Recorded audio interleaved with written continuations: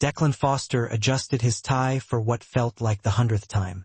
The reflection staring back at him from the cafe window showed a man riddled with nerves, a stark contrast to the confident CEO he usually was. At 36, he'd transformed Foster Investments into a powerhouse, a leader in the industry. Yet, none of his business prowess had equipped him for navigating the dating scene as a single dad. His daughter, Riley, a vibrant 4-year-old with blonde pigtails and her mother's radiant smile, was beside him, kicking her legs and lost in her own little world of humming. She was decked out in her prized pink dress, the one she insisted was princess-worthy for such an important occasion. "Remember our little chat, Riley Bug?" Declan asked gently, leaning closer. "This is just a grown-up get-together. The lady we're meeting is a friend of Aunt Melissa's, so we'll have some coffee and be on our best behavior." "But Aunt Melissa said she might become my new mommy," Riley declared with the unfiltered honesty that only a 4-year-old could possess. Declan mentally shot a glare at his well-meaning sister. She'd orchestrated this entire blind date setup and, it seemed, planted some wild expectations in Riley's head.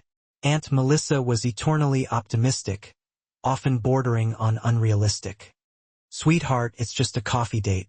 Let's not get ahead of ourselves, okay?" The truth was, Declan wasn't holding his breath either. This marked his 5th blind date in the last few months, each one meticulously arranged by friends who worried about him raising Riley on his own. Each date followed the same predictable script: polite chatter, visible discomfort at the mention of Riley, and a mutual understanding that the fit just wasn't quite right. The majority of women weren't keen on dating a man who came with a young daughter, and those who expressed interest often seemed to view Riley as an obstacle to overcome, rather than an indispensable part of his life. Declan had become adept at reading the subtle cues. The plastered smile when Riley's name came up, the fleeting calculation in their eyes as they weighed whether he was worth the baggage. "Ah, there she is," Declan announced, catching sight of a blonde woman in a striking red dress as she entered the cafe. His sister had shown him a photo. Claire Hammond, 29, worked in nonprofit management, and enjoyed reading and hiking. Pretty, accomplished, and supposedly open to the idea of dating someone with a child. Claire spotted them and approached, her smile radiating warmth and seeming genuinely friendly. "Declan, I presume? I'm Claire, and this must be Riley. Your Aunt Melissa has told me so much about you." Riley studied Claire with the unwavering intensity that only kids possess when they're trying to size up an adult. "You're very pretty," she declared matter-of-factly. "Like a princess." "Thank you," Claire responded, her smile widening. "And you look like a princess yourself in that magnificent dress." So far, so good, Declan thought, relieved. At least she's making an effort to connect with Riley. They settled at their table, and a server promptly arrived with coffee for the grown-ups, and a steaming mug of hot chocolate adorned with extra marshmallows for Riley. The conversation started off swimmingly. Claire was remarkably easy to talk to, asking intelligent questions about Declan's profession, while also drawing Riley into animated discussions about her favorite cartoons and toys. But Declan noticed the first cracks forming. Claire's attention was fragmented, her responses growing shorter and less engaged whenever Riley chimed in with questions. She kept glancing at her phone, and her laughter had a rehearsed quality, as if she was going through the motions. "So, Riley," Claire began during a momentary lull in the conversation, "do you spend a lot of time with your dad?" "All the time," Riley replied cheerfully. "Daddy works from home a lot, so he can be with me. We have tea parties, read stories, and go to the park." "That's nice," Claire said. But Declan detected the underlying question in her tone. How would dating even work with him constantly glued to his daughter's side? The conversation limped along for another 20 minutes. Declan was just about to suggest they call it a day when Riley abruptly hopped down from her chair and made her way to Claire's side of the table. "Miss Claire," Riley said, her eyes wide and imploring. "Are you going to be my new mommy?" The silence that followed was deafening. Claire's face went through a rapid series of contortions. Surprise, panic, then sheer discomfort. She looked at Declan as if he'd deliberately staged this whole scene, which was the furthest thing from the truth. Riley, honey, we discussed this, Declan said gently, his heart sinking for his daughter. But Aunt Melissa said you were searching for a mommy for me, Riley said, her voice dropping to a whisper, filled with confusion. I need a mommy. All my friends have mommies. Why can't I have one? Claire looked like she wished the floor would swallow her whole. Riley, sweetie, it's not quite that simple. Don't you like me? Riley asked, her eyes starting to well up with tears. I can be really good, I promise. I'll keep my room tidy, eat all my veggies, and I won't even cry when I'm sad. Please, won't you be my mommy? Declan reached out to pull his daughter closer, but Riley had already grasped Claire's hand, clutching it with desperate hope. And that's when it all unraveled. Riley, Claire delicately but firmly extracted her hand, her face now a mask of pity and awkwardness. I'm so sorry, honey, but I can't be your mommy. You're a lovely girl, but this isn't... I'm not ready for... She glanced at Declan. I'm sorry, but this just isn't going to work out. I didn't realize she'd be so attached to the idea. Claire stood up, grabbing her purse. I should probably get going. I'm sorry, Declan. Riley, you're a sweet child, but I'm just not. She didn't complete the sentence. She simply turned and fled from the cafe. Riley watched her retreating figure, then turned to her father, tears streaming down her face. What did I do wrong, Daddy? Why doesn't anyone want to be my mommy? Declan scooped his daughter into his arms, his own eyes burning with unshed tears. You didn't do anything wrong, Riley Bug. You're perfect just the way you are. Then why doesn't anyone stay? Riley sobbed into his shoulder. Why doesn't anyone want us? Declan had no answer. He simply held his daughter close while she cried in the middle of the bustling cafe, feeling like the world's worst father for subjecting her to this. They were still sitting there 15 minutes later, Riley's sobs reduced to occasional hiccups, when someone approached their table. Excuse me, a soft voice said gently. I'm so sorry to intrude, but I was sitting at the next table, and I couldn't help but overhear. Declan looked up to see a young woman with vibrant auburn hair and kind, empathetic eyes standing beside them. She was dressed casually in jeans and a simple sweater and held a well-worn paperback book. I really don't mean to be nosy, she continued, her voice soothing. But I think you might need this more than I do right now.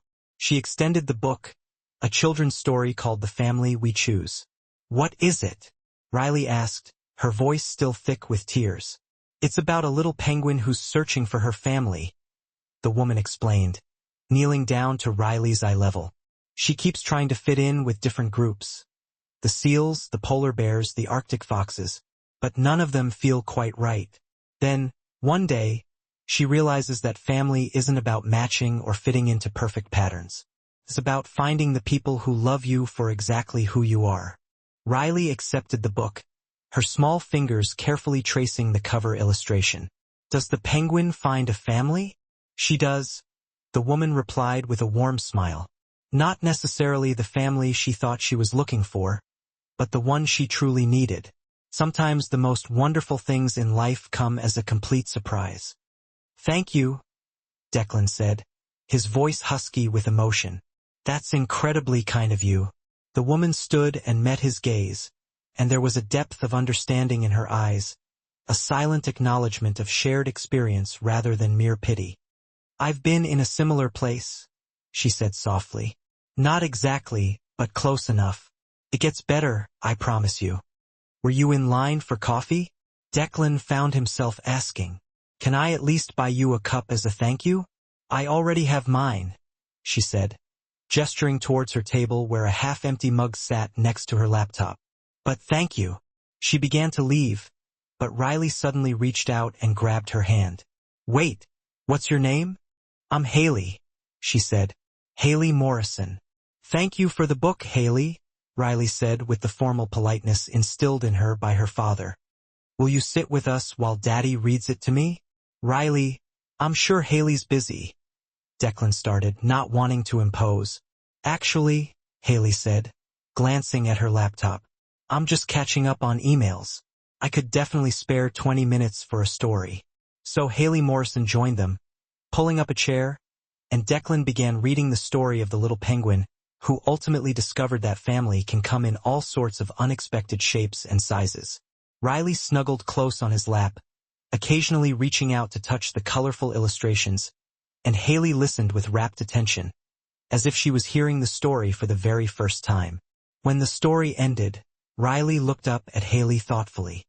The penguin found a walrus family that loved her. "Do you think I'll find a family like that?" "You already have a family," Haley said gently. "You have your dad, and from what I gather, an Aunt Melissa who cares about you very much." "But not a mommy," Riley said, her voice small and vulnerable. "No, not right now," Haley agreed. "But maybe someday you'll find someone who chooses to love you, not because they feel they have to, but because they genuinely want to. That kind of love is extra special." They continued chatting for another half hour. Haley asked Riley about her favorite things, listened with authentic interest, and treated her like a person with her own thoughts and feelings, rather than an inconvenience to be tolerated. Declan found himself relaxing, actually enjoying the company of a woman for the first time in what felt like an eternity. "I should really get back to work," Haley said eventually. "But it was absolutely lovely meeting you both." "Haley," Declan said before she could leave, "would you maybe want to have coffee sometime? Real coffee, I mean, not just during a spontaneous story reading session." Haley looked at him with those kind, knowing eyes. "Are you asking because you're on a quest to find a mother for Riley? Or because you genuinely want to get to know me?" The directness of her question caught Declan completely off guard. "I honestly don't know," he admitted. "Maybe a bit of both, but mostly because in just 30 minutes, you've shown my daughter more sincere warmth and empathy than anyone else I've met in months. And because you offered her a story about family instead of running away from her pain." "Well, here's what I propose," Haley said. "I'll give you my number. But before you call, I need you to really think about what it is you truly want. Not what your sister wants for you, not what you believe Riley needs, but what you want. Because I've dated men who were simply looking for a stand-in mother for their kids. And trust me, it never ends well. If you're interested in getting to know me as a person, call me. But if you're just looking to fill a void, please don't." She handed him a business card, Haley Morrison, social worker, and left. That evening, Declan tucked Riley into bed and then sat alone, Haley's card resting on the table in front of him. What did he want? He'd been so consumed with the idea of finding a mother figure for Riley that he'd completely neglected to consider what he needed as an individual, not just as a father. He thought about his late wife, Rebecca, who'd tragically died in a car accident when Riley was only 6 months old. The grief had been all-consuming, but he'd somehow pushed through it, focusing solely on Riley's well-being. He'd been a good father, always present and loving. But somewhere along the line, he'd stopped being Declan, the person. He'd become solely Declan, Riley's father, and that had become his only identity. 3 days later, he finally called Haley. "I've been doing a lot of thinking about what you said," Declan confessed. "And you were absolutely right. I have been primarily focused on finding a mother for Riley, rather than a partner for myself. And that's not fair to anyone, especially not to Riley." "It was a brave realization to come to," Haley said gently. "I really would like to get to know you," Declan continued. "Not as a potential stepmother, but as Haley, the woman who handed a crying child a book and stayed to listen to a story. The person who saw through my own desperation to the underlying problem." "I'd like that too," Haley said. "But I have a few conditions. First, no more blind dates with Riley in attendance. She's endured enough heartache already. If we're going to explore this, we'll take things slowly. We'll get to know each other as adults first. Riley won't meet me again until we're both absolutely certain that this is something real." "That makes perfect sense," Declan agreed readily.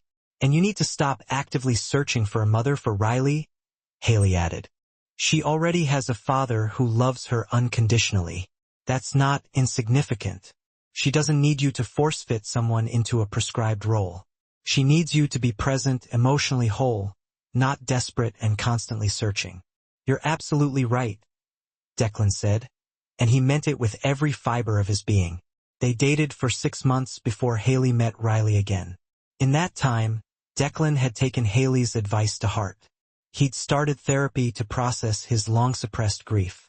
He'd dedicated time to rediscovering who he was as an individual, beyond simply being Riley's father.